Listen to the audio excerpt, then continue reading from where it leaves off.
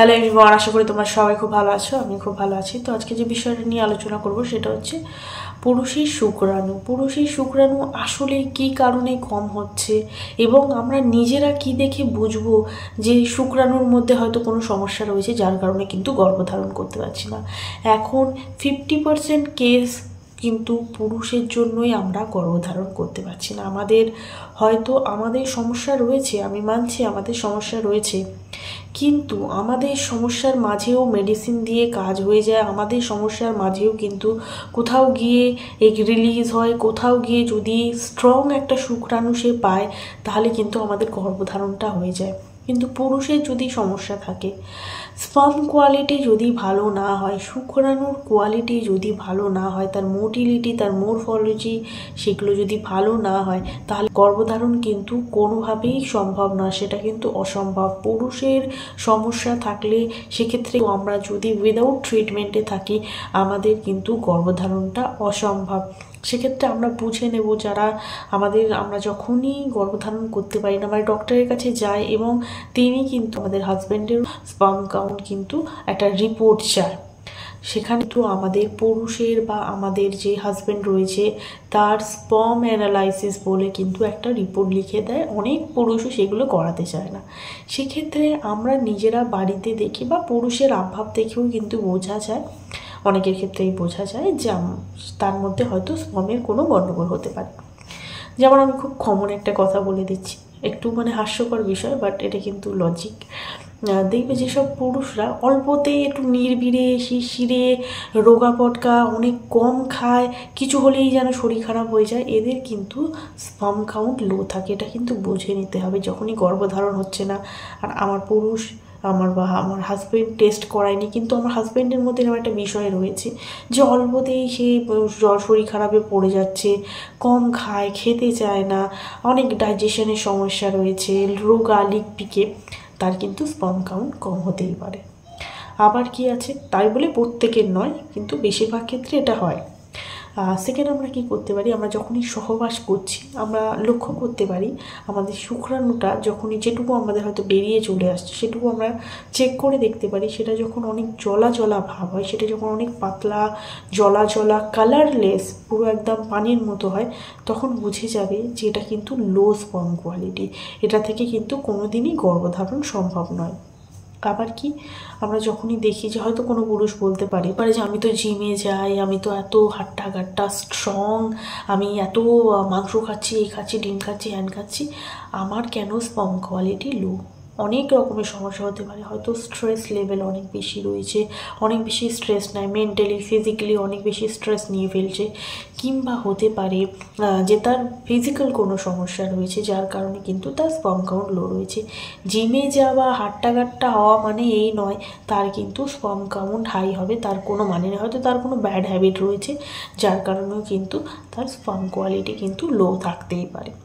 আবার কি, আমরা দেখতে পারি যেসব পুরুষেরা দেখবে বেশিরভাগ স্মোকিং করছে, অনেক বেশি জাঙ্ক ফুড খাচ্ছে, অনেক বেশি রিচ ফুড খেয়ে ফেলছে, তাদের দেখবে এই ধরনের সমস্যা হয় যে তাদের স্পার্ম কাউন্ট কিন্তু লো রয়েছে। স্পার্ম কাউন্ট যে লো হবে, অনেকের হয়তো ব্যাকগ্রাউন্ডে টিবি আছে বা ক্যান্সার বা কোনো হার্টের সমস্যা, সে ট্রিটমেন্ট করিয়ে এসেছে, সেক্ষেত্রেও কিন্তু স্পার্ম কাউন্ট লো থাকে। অনেক সময় কি হয়, অনেকে দেখবে হার্টের সমস্যা রয়েছে বা টিবি রয়েছে, সেই স্পার্ম দিয়ে যখনই হয়তো গর্ভধারণ হচ্ছে, পরবর্তীকালে কিন্তু এই যে বাচ্চাটা জন্মায় তার মধ্যেও কিন্তু অনেক রকমের ফিজিক্যাল ইস্যু কিন্তু দেখা যায়, কারণ সেক্ষেত্রে কিন্তু বাবার স্পার্ম কোয়ালিটি সেটা অনেকখানি লো ছিল। তো এরাও কিন্তু যখনই দেখবে ব্যাকগ্রাউন্ডে কোনো রোগ হয়েছে তারপরে কিন্তু স্পার্ম কাউন্টটা লো হয়ে যেতে পারে। আমাদের কোনো ওষুধের রিয়াকশান তার কারণেও কিন্তু স্পার্ম কাউন্ট লো হতে পারে। তার মোটিলিটি বা মোরফোলজি কিন্তু তার লো হতে পারে, তার আকার আকৃতি, তার যে স্পিড, চলাফেরার যে স্পিড, সেটা কিন্তু লো হতে পারে। কারণ আমাদের গর্ভধারণের জন্য কিন্তু লক্ষ শুক্রাণুর মাঝে একটাই কিন্তু স্ট্রং শুক্রাণু দরকার, যে গিয়ে কিন্তু ডিম্বাণুর সঙ্গে মিলিত হবে। তো সেই স্ট্রং শুক্রাণুর হয়তো অভাব রয়েছে, কারণেও কিন্তু গর্ভধারণ হচ্ছে না। তো আমরা কী করতে পারি, কী করব, আমরা কোন খাবার আমরা খাবো যাতে আমাদের গর্ভধারণটা হয়ে যায়?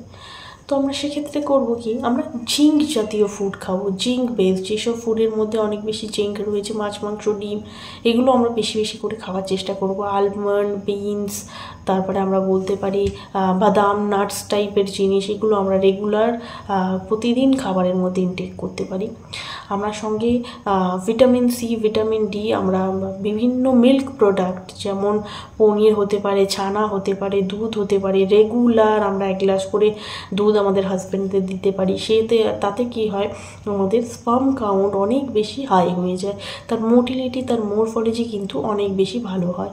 আর আমরা কি করতে পারি, আমরা অশ্বগন্ধা প্রতিদিন, এটা রিসার্চে বলা আছে, এটা সবাই ব্যবহার করে থাকে, এমনি নর্মাল পুরুষেরা কিন্তু এটা ব্যবহার করে থাকে, যারা জানে তারা ব্যবহার করে থাকে উইদাউট কোনো সাইড এফেক্ট, প্রাকৃতিক জিনিস, সেটা হচ্ছে অশ্বগন্ধা। আমরা 5 গ্রাম করে অশ্বগন্ধা যদি পার ডে খেয়ে থাকি তাহলে কিন্তু স্পার্ম কাউন্ট অনেক বেশি কিন্তু হাই হয়ে যায়, স্পার্মের কোনো সমস্যা হয় না, স্পার্ম কোয়ালিটি কিন্তু খুব ভালো হয়ে যায় উইদাউট কোনো সাইড এফেক্ট। আমরা অশ্বগন্ধার জড়িবুটি আনতে পারি, কিংবা আমরা ট্যাবলেট ফর্মে খেতে পারি, কিংবা আমরা পাউডারও কিন্তু দুধের সাথে মিশিয়ে খেতে পারি, এটা আমরা করতে পারি।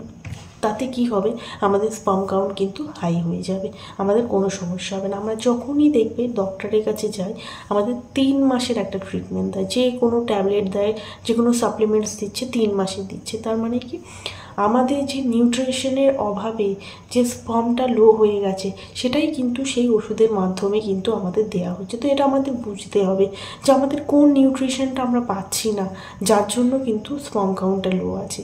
তো সেই খাবারগুলো আমাদের ইনটেক করতে হবে, সেই খাবারগুলো আমাদের খেতে হবে, যার কারণে কিন্তু আমাদের স্পার্ম কোয়ালিটি কিন্তু ভালো হবে, তার মরফোলজি ভালো হবে, আমাদের যে স্পার্ম প্রোডাকশন সেটা কিন্তু ভালো হবে। আমাদের খাওয়াটের দিকে নজর দিতে হবে, আমাদের ফুড আইটেমের দিকে, যাতে আমাদের কিন্তু স্পার্ম প্রোডাকশানটা অনেক বেশি ভালো হয়। এছাড়াও যদি মেডিসিনে দেখি, সেক্ষেত্রে ফরপিলেম রয়েছে, সিফেনেম রয়েছে, এগুলো আমরা মেডিসিন রূপে ব্যবহার করতে পারি। এই মেডিসিনগুলো আমরা ব্যবহার করতে পারি, সেক্ষেত্রেও কিন্তু 90 ডেজের মধ্যে, মানে 3 মাস বা 90 ডেজের মধ্যে কিন্তু আমাদের স্পার্মটা অনেক বেশি কোয়ালিটিটা হাই হয়ে যায়, তার মোটিলিটি, তার মরফোলজি কিন্তু ভালো হয়ে যায়। তো এই কটা জিনিস যদি আমরা মেনে চলি তাহলে কিন্তু আমাদের আর কোনো সমস্যা হয় না। পুরুষেরা হয়তো অনেকেই আছে যারা টেস্ট করাতে চাইছে না, সেক্ষেত্রে কিন্তু আমরা বাড়িতে বসে ফুড আইটেমের মাধ্যমেও কিন্তু তাদের স্পার্ম কোয়ালিটিকে হাই করতে পারি এবং গর্ভধারণ করতে পারি। সব স্ত্রীরা বুঝতে পারছো যে হয়তো পুরুষের কোনো সমস্যা রয়েছে, টেস্ট করছে না, নর্মাল খাবার দিতে পারো, নর্মাল অশ্বগন্ধা দিতে পারো, তাতেও কিন্তু গর্ভধারণটা হয়ে যাবে। একটা করে খেজুর, আমরা রোজার সময় যে খেজুর ব্যবহার করছি সেই খেজুর দিতে পারো, তাতেও কিন্তু আমাদের স্পার্ম কোয়ালিটি ভালো হয়ে যায়। এইভাবেও কিন্তু পুরুষের কিন্তু স্পার্ম কোয়ালিটি বাড়ানো যাবে, উইদাউট কোনো মেডিসিন কিন্তু স্পার্ম কোয়ালিটি বাড়ানো যায়। তো আশা করছি ভিডিওটা অনেক ইনফরমেটিভ লেগেছে। যদি ভিডিওটা ভালো লেগে থাকে তাহলে লাইক, কমেন্ট, শেয়ার, সাবস্ক্রাইব করে দিও। চলো আবার আসছি নতুন একটা ভিডিও নিয়ে, ততক্ষণের জন্য টাটা।